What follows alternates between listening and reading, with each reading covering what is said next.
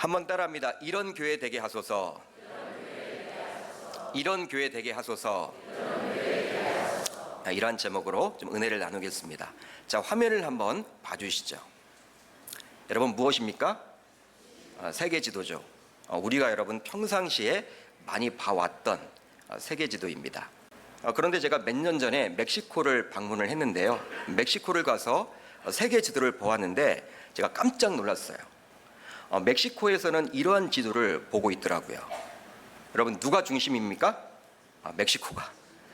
여러분, 그런데 또 한 가지 더 놀랄 일이 있어요. 바로 무엇이냐면 호주에서 지금 볼 수 있는 지도입니다. 호주. 여러분 어떠세요? 이거 뒤집어 놓은 거 아니에요? 여러분, 이것을 통해서 우리는 무엇을 알 수 있을까요? 사람은 자기 중심적으로 생각하고 판단하고 결정하고 본다라는 거예요. 그러니까 자국 중심이라는 거예요. 여러분, 대한민국 지도를 보세요. 대한민국 국민의 관점에서 세계 지도를 보게 되면요, 우리나라가 한가운데 있어. 멕시코 국민의 관점으로 보게 되면요, 멕시코가 여러분 한가운데가 있는 거예요. 이렇게 자신만의 관점으로 모든 것을 바라보기 때문에 사람들은 타인의 생각을 잘 받아들이질 못해요. 왜냐하면 자신의 생각이 무조건 옳다라고 여기기 때문입니다. 그런데 이런 자기중심적인 관점은요, 교회를 바라보는 시각에서도 그대로 드러나요. 여기에 지금 많은 분들이 앉아 계시는데 목사인 제가 여러분들에게 일일이 찾아가서 집사님, 성도님, 우리 계명교회가 어떤 교회가 되면 좋겠습니까? 한번 고견을 듣고 싶습니다. 여러분, 이렇게 제가 여쭤본다면 여러분들이 어떤 대답을 할까요?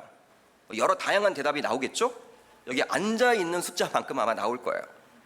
그런데 그러한 답변에는 아마도 개개인의 생각과 관점이 많이 녹아져 있을 것입니다. 이런 교회가 되어야 해, 저런 교회가 되어야 해, 교회는 이런 모습이 되어야지.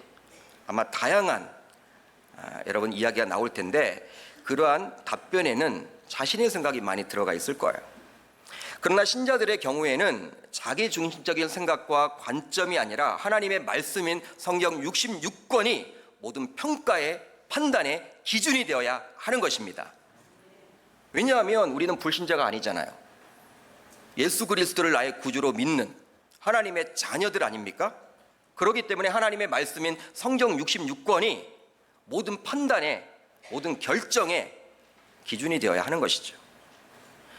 여러분, 설령 자신의 생각이 있고 자신의 경험이 있고 자신의 관점이 있더라도 하나님의 말씀인 성경 66권과 대치가 된다면 자신의 생각과 관점과 자신의 경험도 내려놓을 수 있는 지혜가 필요합니다. 그렇게 하시는 게 여러분 아주 크리스찬으로서 잘 살아가는 것이겠죠. 그렇다면 성경 말씀에 비추어 볼 때 어떤 교회 모습이 주님이 원하시는 건강한 교회 모습으로 비춰질까요? 여러분, 하나님은 어떤 교회를 건강한 교회라고, 매력적인 교회라고 말을 할까요? 오늘 말씀에 나오는 안디옥 교회의 모습을 통해서 한번 살펴보도록 하겠습니다. 안디옥 교회는 유다 땅을 벗어나 이방 지역에 처음으로 세워진 교회입니다. 이방인 지역에 처음으로 세워진 교회예요. 사도행전 2장에 나오는 오순절 성령 대강림 사건, 이 사건이 있음에도 불구하고 주의 제자들은 예루살렘을 떠나지 않았습니다. 예루살렘을 떠나지 아니하고 예루살렘 땅에서 주의 복음을 전했어요. 그 결과 예루살렘 교회는 대형 교회가 돼요. 베드로의 설교를 듣고 세례를 받은 신도의 수가 한꺼번에 3,000명이 늘어나게 되었다라고 성경이 기록하고 있고, 사도들의 말씀을 듣고 예수를 믿겠다고 했던 자들이 남자만 5,000명이 늘었다라고 성경은 말하고 있습니다. 전혀 놀라지도 않으시네요. 한꺼번에 3,000명이 교회로 온 거예요. 이야, 5,000명이 여러분 교회로 미어터지는 거예요. 몰려든 거예요. 우리들은 보통 초대교회 하면요, 작은 가정교회만 생각을 하는데 처음에 그렇게 시작을 했죠. 그렇지만 하나님의 전적인 은혜로 예루살렘 교회는요, 초대교회 아닙니까? 그런데 3,000명, 5,000명으로 늘어났다라는 거예요. 지금의 관점으로 보더라도 예루살렘 교회는 대형 교회의 모습으로 변모해 있는 것이죠. 그러나 주님의 마음은 이렇게 예루살렘 교회만 대형화되는 것을 결코 원하지 않으셨어요. 예루살렘 교회만 대형화되는 것을 결코 원하지 않으셨습니다. 왜냐하면 사도행전 1장 8절의 말씀이 바로 우리 주님의 속마음이기 때문에 그리 하는 거예요. 주님의 솔직한 속마음이 바로 무엇입니까? 사도행전 1장 8절의 말씀입니다. 이 말씀을 한번 같이 읽어봅니다. 시작.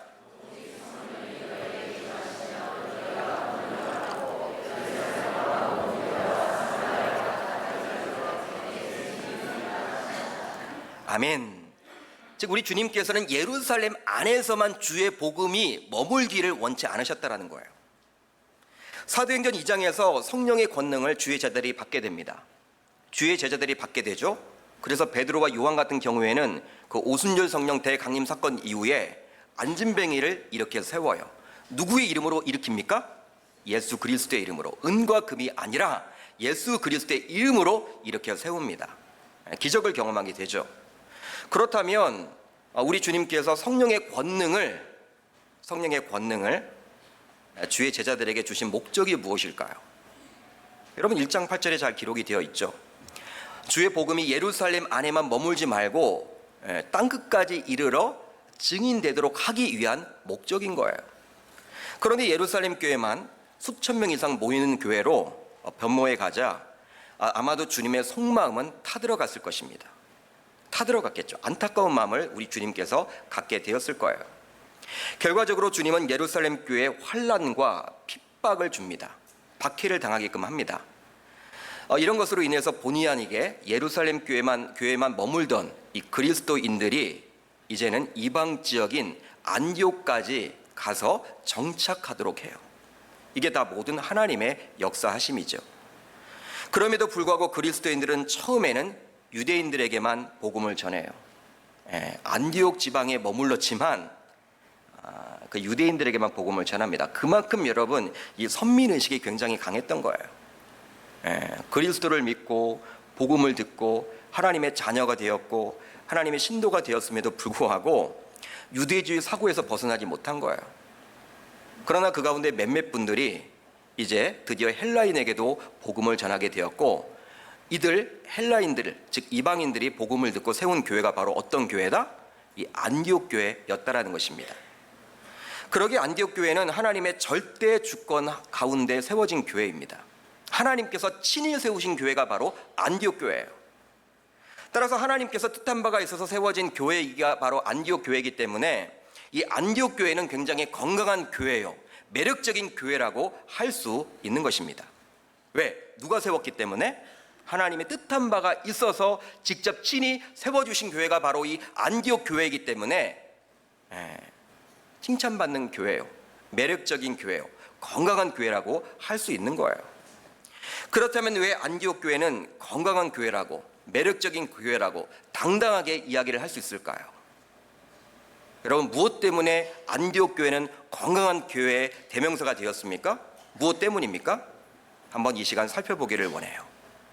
우선 안디옥 교회는 섬김이 있는 교회였기 때문입니다. 한번 따라합니다. 섬김이 있는 교회였기 때문입니다. 오늘 말씀 11장 29절로 30절을 보면 이렇게 기록을 하고 있죠. 제자들이 각각 그 힘대로 유대에 사는 형제들에게 부주를 보내기로 작정하고 이를 실행하여 바나바와 사울의 손으로 장로들에게 보내니라. 아멘. 아가보라는 선지자가 있었습니다. 그런데 이가 성령의 감동을 받아서 천지에 이제 큰 흉년이 들 것이라고 예언을 하게 돼요. 하나님께서 미리 알려주신 것이죠. 놀랍게도 그런데 이러한 예언은 실현적으로 이제 실행에 옮겨지게 됩니다. 이 예언이 로마의 클라우디우스 황제가 통치하던 시기에 큰 기근이 있게 되었어요. 유대인 역사가인 요세푸스에 따르면 주후 40년대에 이 팔레스타인 지역에 큰 기근이 있었다고 합니다. 이 아가보의 이 예언이 실현이 된 것이죠. 큰 흉년으로 인해서 유대에 있는 교회인 예루살렘 교회 구성원들 모두 이제 큰 타격을 입게 되었고 어려워졌어요. 먹고 살기 힘들게 된 거예요. 만만치 않게 된 거예요. 요즘 말로 이야기를 하면 경제 위기가 닥치게 된 거예요. 난리가 난 것이죠. 물론 예루살렘 교회는 규모 면에서 굉장히 큰 교회였기 때문에 많은 구성원들이 있었을 것입니다. 많은 구성원이 있다는 것은 그만큼 타격도 큼을 이야기할 수 있는 것이죠. 여러분, 큰 기근, 흉년, 여러분 재앙이죠. 이러한 때 안디옥 교회가 나서게 돼요. 안디옥 교회가 나섰다라는 거예요. 안디옥 교회는 고통 속에 있는 유대 형제들과 자매들을 위해서 구제금을 보내기로 작정을 하게 됩니다.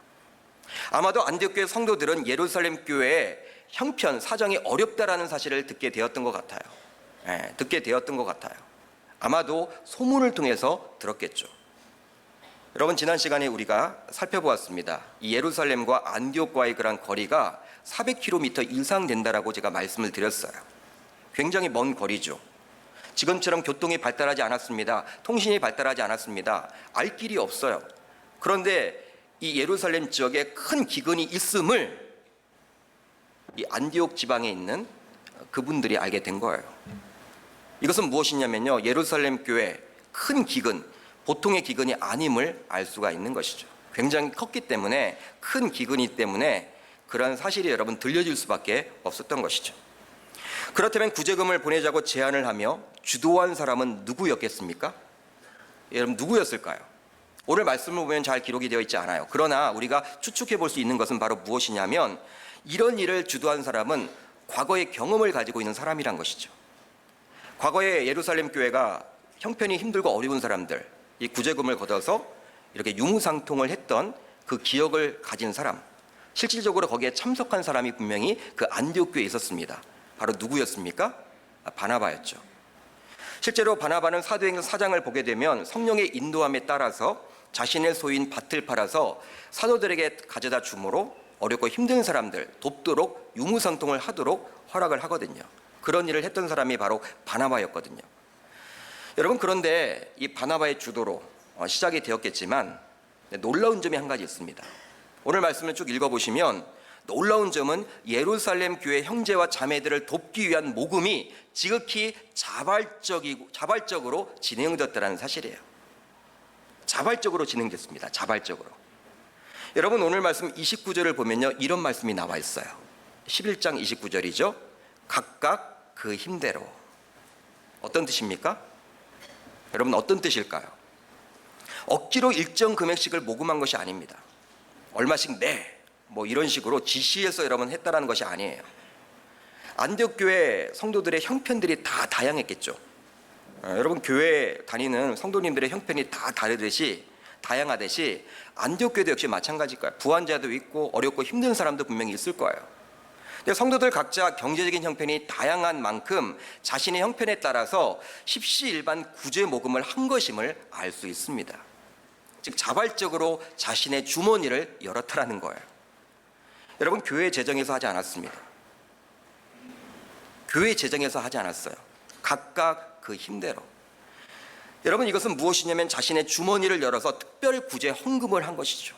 야, 우리 형제인 예루살렘 교회 형제 자매들을 돕자. 여러분, 이러한 운동이 지금 벌어지게 된 거예요.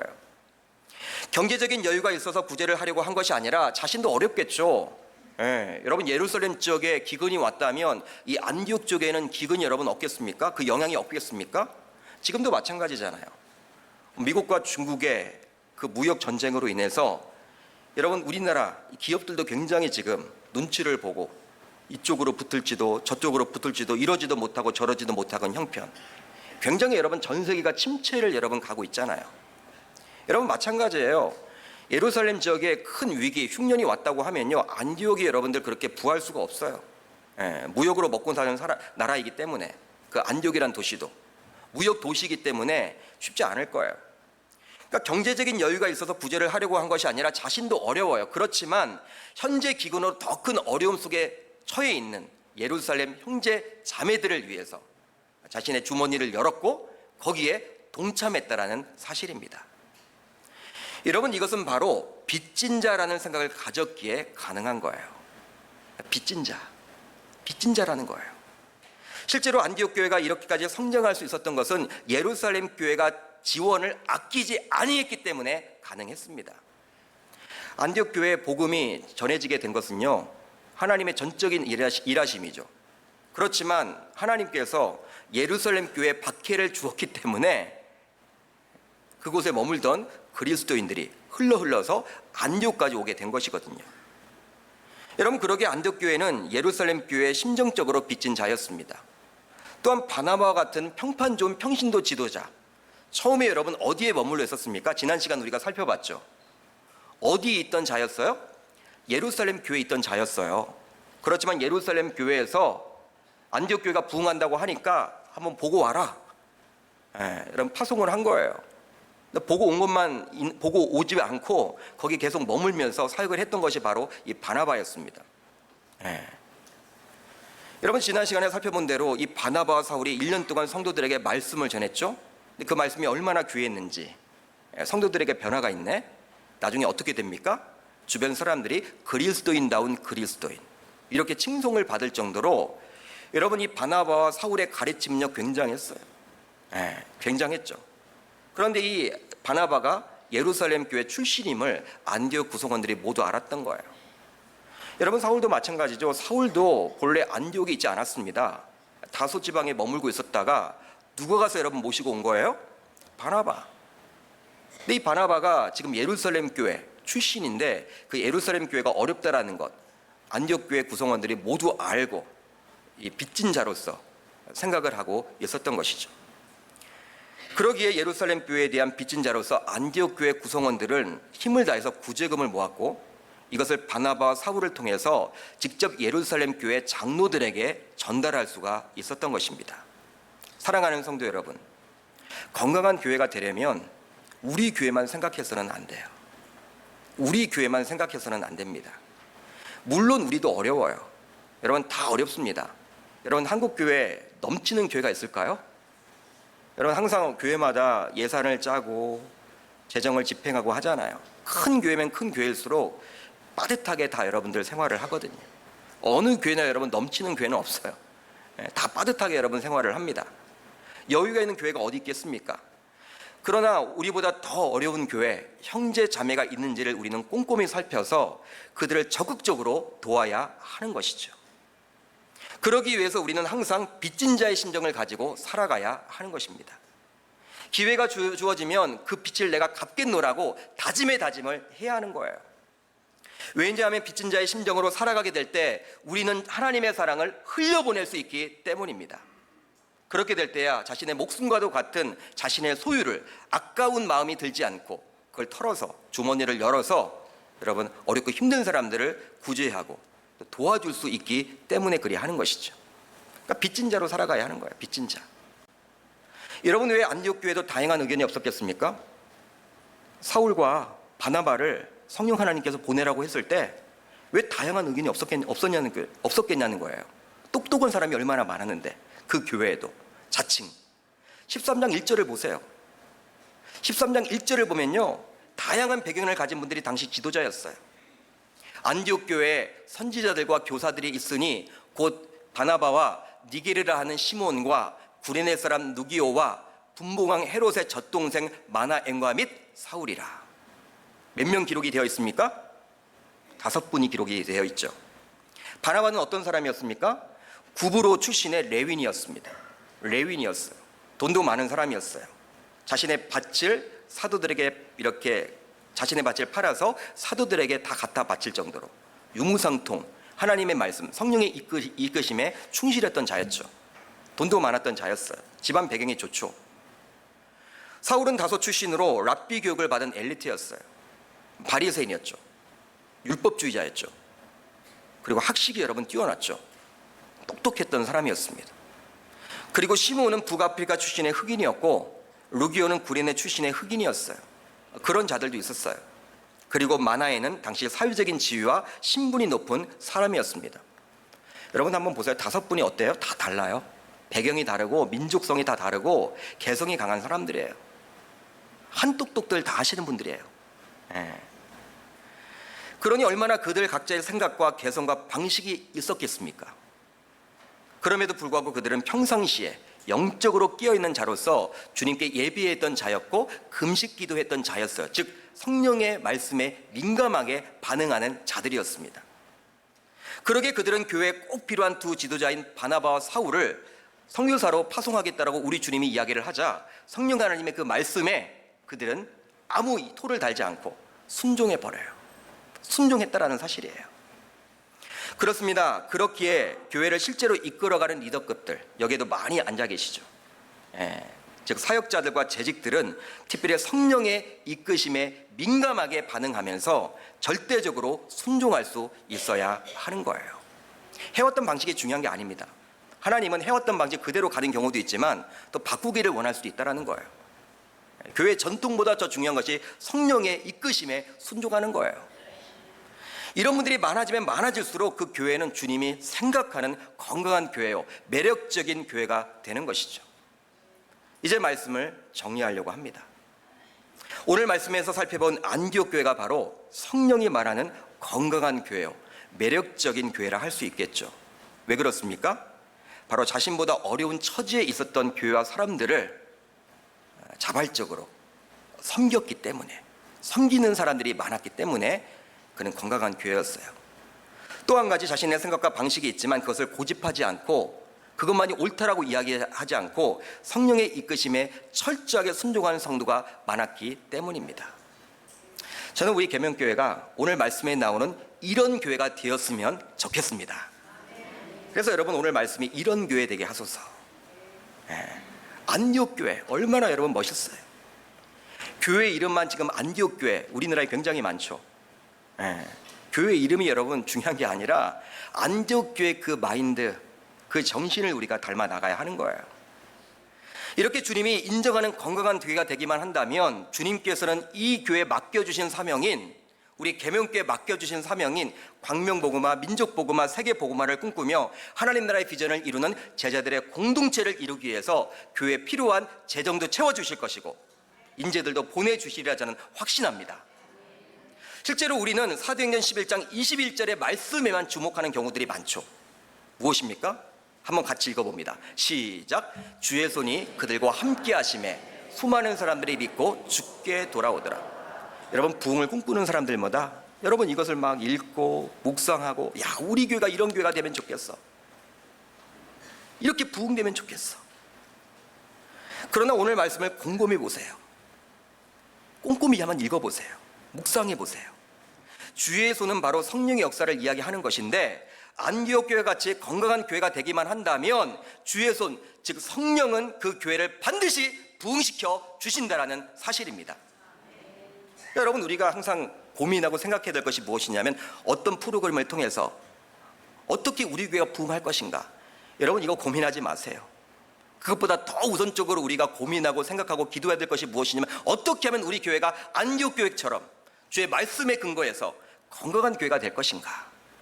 주님이 보기에 기뻐하시는 교회가 될 것인가. 여러분 주님의 마음에 합한 교회만 된다면 하나님은 우리 교회를 예뻐해 주지 않겠습니까? 우리 교회를 사용해 주지 않겠습니까? 그러기 위해서 물질도 채워주시고 사람들도 보내주셔서 진정한 부흥이 나타나는 거예요. 이곳에서 예배드리는 모든 분들이 안디옥 교회 같은 건강한 교회를 꿈꾸며 계명교회를 바라보시고 기대하며 나아간다면 우리 교회도 주님이 기뻐하시는 건강한 교회요, 매력적인 교회가 되리라 저는 믿습니다. 여러분 이 광명복음화, 민족복음화, 세계복음화를 꿈꾸며 하나님 나라의 비전을 이루는 제자들의 공동체, 바로 우리 교회 이 비전 아닙니까? 이 비전을 이루어 나가는 초석이 바로 저와 여러분들에게 달려있다는 사실이에요. 여러분 건강한 교회, 어떻게 하면 우리 교회가 건강할 것인가? 여러분 안디옥 교회 칭찬받았듯이 우리 계명교회도 주님에게 인정받고 칭찬받는 건강한 매력적인 교회가 되어서 이 시대를 이끌어가는, 여러 교회 가운데 한 교회가 아니라 이 시대를 이끌어가는 단순히 지역교회에만 머물러 있는 그런 교회가 아니라 비전이 여러분 큰 교회, 하나님의 영광을 드러낼 수 있는 교회, 이 광명을 복음화시킬 수 있는 그 교회로 자리매김할 수 있기를 주의 이름으로 축복합니다.